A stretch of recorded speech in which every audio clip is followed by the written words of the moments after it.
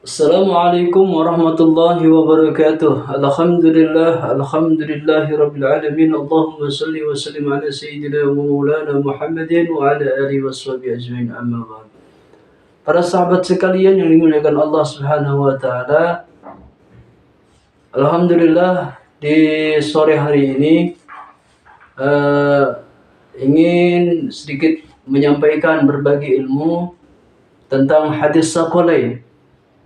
Apa itu hadis Shaqalain? Shaqalain itu dari kata sakol, yang artinya adalah berat, tanggung jawabnya. Kemudian isinya pun berbobot, itu maksud ada sakol. Shaqalain berarti isim tasniyah. Hadis Shaqalain maksudnya adalah hadis yang menekankan wasiat pada dua bekal yang berat bobot dan timbangannya sangat penting. Berat bobot ini maksudnya adalah karena hadis tersebut menyangkut masalah kepemimpinan atas kaum muslimin sepeninggalnya Rasulullah SAW. Dan berat timbangannya maksudnya adalah karena Rasulullah SAW kelak akan menuntut pertanggungjawaban dari umatnya, dari kaum muslimin atas pelaksanaan daripada hadis Shaqalain tersebut. Para sahabat sekalian, hadis Shaqalain juga bisa dikatakan adalah hadis tentang dua wasiat yang diberikan oleh Rasulullah SAW di Ghadir Qum. Dua wasiat tersebut yang maksudnya adalah apabila kalian, kita semua umat muslim, umat Nabi Muhammad SAW menjalankan daripada wasiat tersebut, maka tidak akan tersesat. Para sahabat sekalian, di sini rujukan yang ingin saya sampaikan adalah sebuah kitab karya Kiai Haji Raden Abdullah bin Nuh, ulama besar ahli sunnah. Dia membuat suatu kitab yang berjudul Mencintai Keluarga Nabi. Di bagian bab tentang hadis Shaqalain, beliau menyampaikan bahwasanya pernah kita mendengar hadis tentang wasiat Rasulullah, dua wasiat Rasulullah, yakni kitab Allah wa sunnati, kitab Allah dan sunnahku. Beliau Raden Abdullah bin Nuh ini tidak maksudnya tidak mengingkari bahwasanya hadis tersebut adalah hadis daripada Rasulullah SAW. Akan tetapi beliau dan para ulama bersepakat bahwasanya dua hal tersebut bukan termasuk daripada hadis Shaqalain. Apa itu hadis Shaqalain? Di sini salah satu daripada hadis Shaqalain adalah Rasulullah SAW menyampaikan, inni taraktu fikum ma in tamassaktum bi an tadillu ba'di kitabullah hablun ma'dudun minas sama'i wal ard wa itrati ahli baiti wa lam yaftariqu hatta yarida alayya al-hawd fanzuru kaifa takhlifuni fihima. Ini salah satu hadis tentang Shaqalain. Apa artinya? Kepada kalian, jadi Rasulullah SAW menyampaikan kepada kaum muslimin yang pada saat itu adalah para sahabat. Tentunya kalau disampaikan kepada sahabat, jelas akan terus menerus sampai kepada umatnya. Apa maksudnya? Yang artinya adalah kepada kalian, kutinggalkan suatu yang jika kalian berpegang teguh padanya sepeninggalku, kalian tidak akan tersesat. Jadi Rasulullah berwasiat yang isinya adalah kepada kalian aku tinggalkan, dan jika kalian berpegang teguh kepadanya, maka kalian tidak akan tersesat. Apa itu sahabat? Yang pertama kata Rasulullah, kitabullah hablun mandudun minas sama'i wal ard. Yang pertama kitab Allah, yakni Al-Quran. Al-Quran sebagai tali yang terentang dari langit sampai ke bumi.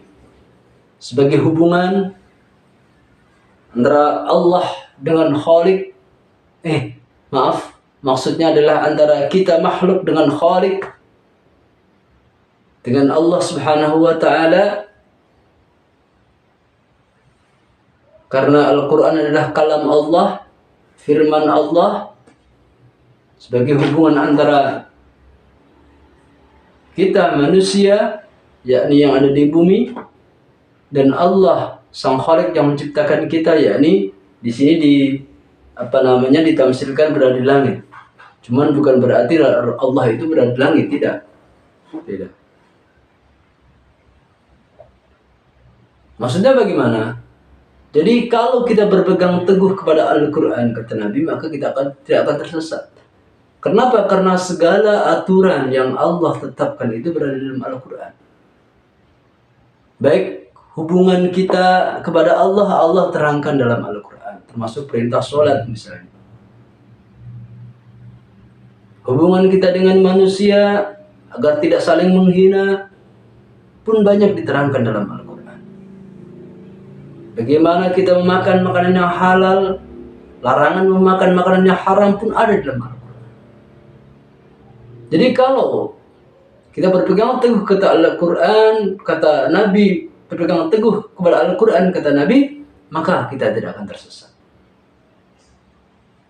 Kemudian apa yang kedua? Rasulullah menyampaikan, wa itrati ahli baiti, dan keturunanku dari ahlul bait. Maksudnya apa?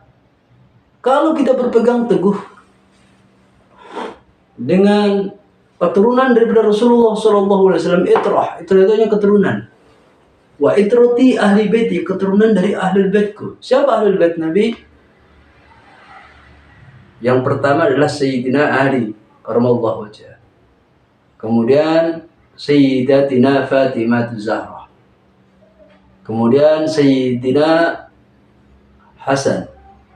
Kemudian Sayyidina Husain. Wa itrati ahli baiti berarti adalah keturunan daripada ahlul bait. Keturunan daripada Sayyidina Hasan dan Husain. Siapa? Para syahid, para syarif, atau di Indonesia ini sering kita sebut dengan para habaib, para syarifah atau hubabah. Mereka adalah keturunan daripada ahlul bait, yakni cucu daripada Rasulullah Sayyidina Hasan dan Husain. Itrati ahlul baiti, keturunan daripada ahli baitku. Yang jelas tersambung kepada Rasulullah SAW.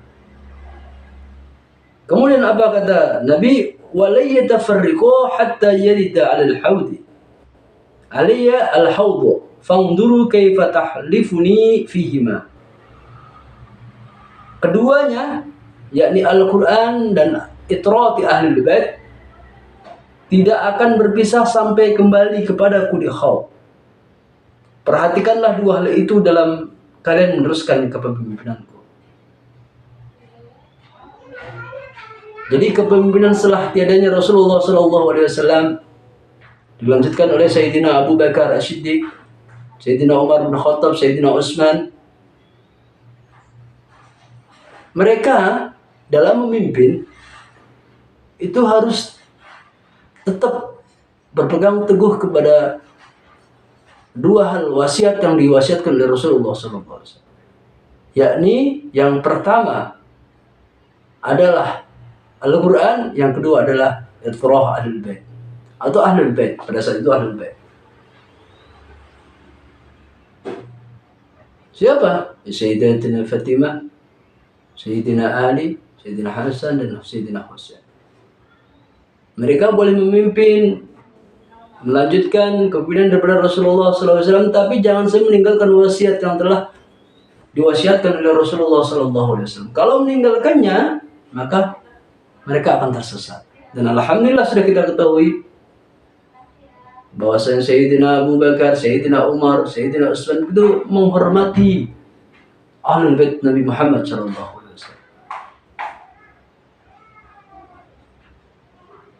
Dan setelah daripada khalifah-khalifah tersebut, jelas kepemimpinan itu akan terus tersambung. Bahkan kita pun termasuk daripada kepemimpinan. melanjutkan kepemimpinan Rasulullah SAW. Kullukum ra'in wa kullukum mas'ulun an ra'iyati. Setiap kamu adalah pemimpin, dan setiap pemimpin akan dimintai pertanggungjawaban. Bagi seorang suami, dia memimpin keluarganya, anak istrinya. Bagi seorang istri, dia memimpin anak. Seorang pejabat memimpin rakyatnya, dan lain sebagainya. Kita menjadi pemimpin di keluarga. Berarti pun sama dalam menjalankan, melanjutkan kepemimpinan daripada Rasulullah SAW di lingkup keluarga. Bagi seorang suami, di lingkup masyarakat, bagi para perangkat dan lain sebagainya, di lingkup desa, bagi kepala desa, di lingkup negara, bagi presiden dan lain sebagainya. Dua wasiat ini jangan ditinggalkan. Dua wasiat ini jangan ditinggalkan. Yang pertama apa? Al-Quran, dan yang kedua adalah itrah ahlul bait.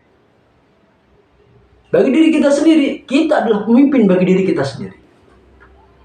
Kalau kita tidak mengikuti daripada wasiat Rasulullah, yakni berpegang teguh kepada Al-Quran, dan yang kedua berpegang teguh kepada itrah ahlul bait, maka kita akan tersesat. Dan kita harus berpegang teguh kepada Al-Quran sebagai pedoman kita untuk menjalankan hidup, jalankan keseharian kita, baik hubungan kita dengan Allah, hubungan kita dengan manusia, dengan makhluk yang lainnya, bahkan muamalah dan lain sebagainya, dan hubungan kita dengan ahlul bait Nabi, itrah ahlul bait Nabi.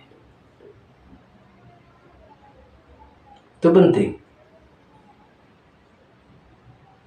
Tapi dalam hadis lain dikatakan bahwasanya wasiat itu adalah Quran, kitab Allah, dan sunnahku. Memang itu adalah hadis daripada Rasulullah, tapi masyhur daripada ulama, sepakatnya daripada ulama, itu bukan hadis Saqalain. Jadi wasiat yang tepat dari Rasulullah yang benar adalah dua wasiat. Yang jika engkau berpegang teguh kepadanya, maka engkau tidak akan tersesat. Apa itu? Yang pertama adalah Al-Quran, yang kedua adalah itrah ahlul bait. Kenapa itrah ahlul bait bukan sunnah? Jelas itrah ahlul bait adalah pemegang daripada sunnah, memegang teguh ajaran daripada datuknya, yaitu Rasulullah SAW. Kemudian ada lagi hadis yang dikatakan bahwasanya inni tarikun fikum as-saqalain, sungguhnya aku tinggalkan fikum, padamu, pada kalian, as-saqalain, dua wasiat, dua pusaka. Yang pertama kitabullah, kitab Allah, wa ahli baiti, dan ahli baitku. Wa innahuma la yatafarriqa hatta yarida al-haud. Yang keduanya tidak akan terpisah sampai bertemu dengan di haud nanti. Ini ulama mengatakan ahlul bait atau itrah ahlul bait dan Al-Quran ini akan terus berdampingan, baik di dunia maupun di akhirat.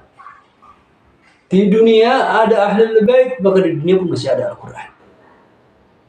Di dunia masih ada Al-Quran yang dibaca, berbentuk kitabnya pun masih ada. Banyak para hafad atau hafad Al-Quran, maka di situ masih ada ahlul bait. Tapi jika salah satunya tidak ada, maka yang lainnya pun tidak ada. Jika suatu saat nanti kita sudah tidak menemukan yang namanya Al-Quran di muka bumi ini, tulisan-tulisan di mushaf semuanya sudah hilang, para hafid Al-Quran sudah tidak ada, maka ahlul bait Nabi pun tidak ada lagi di muka bumi. Dan di akhirat pun mereka akan tetap bertemu, sampai mereka akan bertemu dengan Rasulullah SAW di Haud nanti, di suatu telaga. Mereka akan terus bersama-sama antara ahlul bait dan Al-Quran. Jika di negeri ini, jika di bumi ini, jika di dunia ini ada Al-Quran, berarti masih ada ahlul bait. Masih ada ahlul bait. Inni tarikum fikum as-saqalain kitabullah wa ahlul bait. Di hadis yang lain, Inni taraktu fikum ma in tamassaktum bi an tadillu ba'di kitaballah wa itratil ahlul bait. Terus yang mana yang benar? Apakah ahlul bait atau itra ahlul bait? Dua-duanya benar. Ahlul bait adalah keluarga rumah. Siapa tadi? Sayyidina Ali, Sayyidina Fatimah, Sayyidina Husain, Sayyidina Hasan. Itra adalah keturunannya. Itra ahlul bait gitu, keturunan daripada ahlul bait. Biar Rasulullah mengatakan di sini kitab Allah wa ahlul bait, berarti termasuk daripada itra ahlul bait. Karena hadis yang lain diperkuat lagi, termasuk daripada saqalain, dua pusaka adalah itra ahlul bait. Maka dua wasiat ini penting bagi kita. Bahkan kita kelak akan dimintai pertanggungjawabannya di hadapan Allah, di hadapan Rasulullah SAW. Bagaimana hubungan kita dengan Al-Quran kelak akan dimintai pertanggungjawabannya di hadapan beliau. Bagaimana hubungan kita dengan para itra ahlul bait, dzurriyyahnya Nabi Muhammad SAW pun nanti kelak akan pun dipertanggungjawabkan, dipertanyakan di hadapan Rasulullah SAW. Bagaimana sikap kita? Bagaimana kepedulian kita? Bagaimana rasa hormat dan ta'dzim kita? Karena Rasulullah SAW tidak meminta apa-apa dari kita, tidak meminta bayaran upah dari kita. Tapi ada satu yang beliau minta, yakni illal mawaddata fil qurba. Ulama menafsirkan al-qurba maksudnya adalah ahlul bait Nabi Muhammad SAW, kerabat daripada Muhammad SAW. Bagaimana Allah Subhanahu wa taala menyampaikan dalam Al-Qur'an, Quran surah Quran surah Asy-Syura ayat 23, Allah menyampaikan kulla as'alukum alaihi ajra illa mawaddata fil qurba illa mawaddata fil qurba. Kata Allah, qul, sampaikanlah wahai Muhammad, katakanlah wahai Muhammad, la as'alukum alaihi ajra, sungguh aku tidak akan meminta upah apapun dari kalian, mengawan upah dari kalian, gaji dari kalian atas seruanku, atas dakwahku, atas syiarku, atas perjuanganku, kata Rasul. Nggak akan minta. Kemudian apa? Illal mawaddah, kecuali berkasih sayanglah fil qurba, dalam kekeluargaan. Sahabat bertanya, maksudnya qurba itu apa? Al-qurba adalah ahlul bait Muhammad SAW. Para sahabat sekalian dimuliakan Allah Subhanahu wa taala. Terakhir, sekali lagi mengingatkan dan mengingatkan, bagaimanapun Rasulullah SAW pun mengingatkan kepada kita. Ingatlah tentang ahlul baitku. Perhatikanlah tentang ahlul bait. Sampai 3 kali. Itu menandakan begitu pentingnya kita memperhatikan daripada keturunan Rasulullah SAW.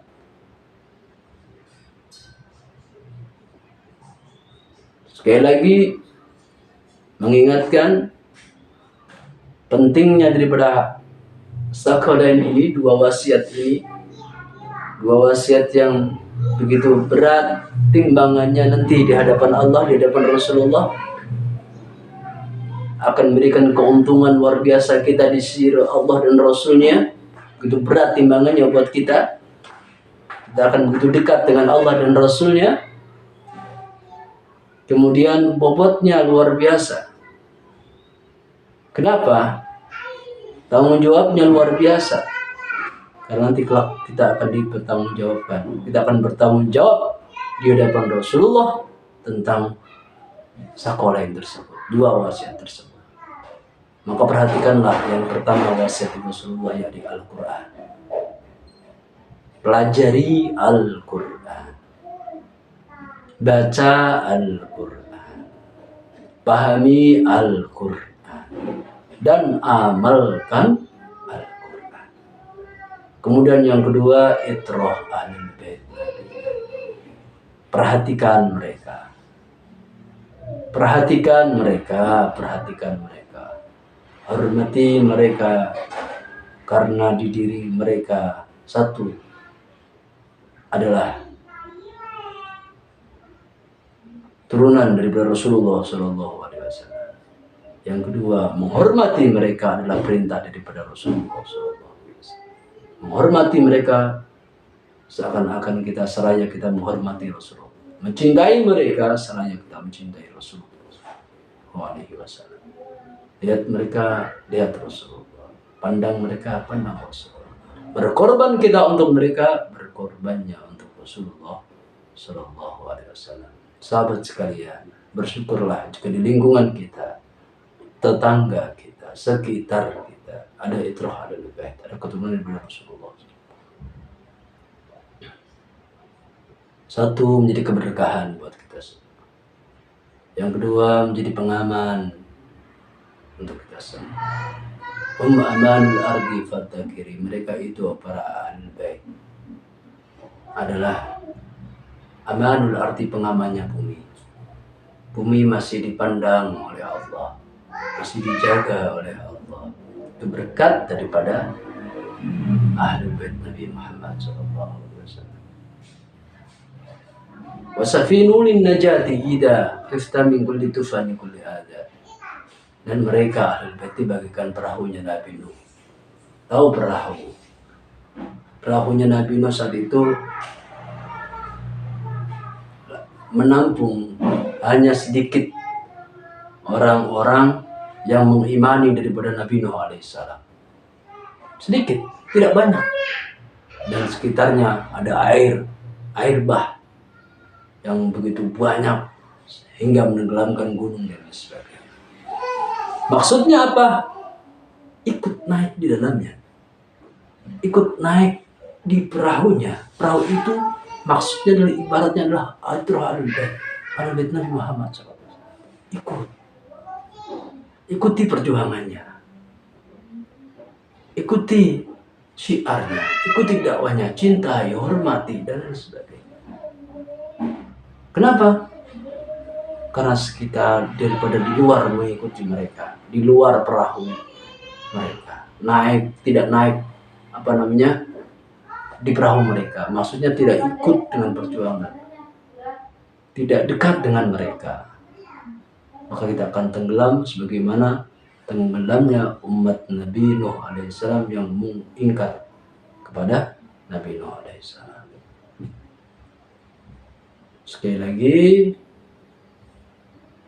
perhatikan wasiat tersebut. Pertama Al-Quran, yang kedua adalah itrah ahlul bait atau ahlul bait, keturunan daripada ahlul bait, yakni keturunan Rasulullah Sallallahu Alaihi Wasallam. Demikian yang dapat saya sampaikan. Semoga Allah Subhanahu wa Ta'ala mengampuni saya jika ada penyampaian yang salah, dan semoga Allah senantiasa memberikan saya hidayah agar dapat terus menyampaikan yang hak adalah hak, yang batil adalah batil. Hadanallah wa iyyakum ajmain. Assalamualaikum warahmatullahi wabarakatuh.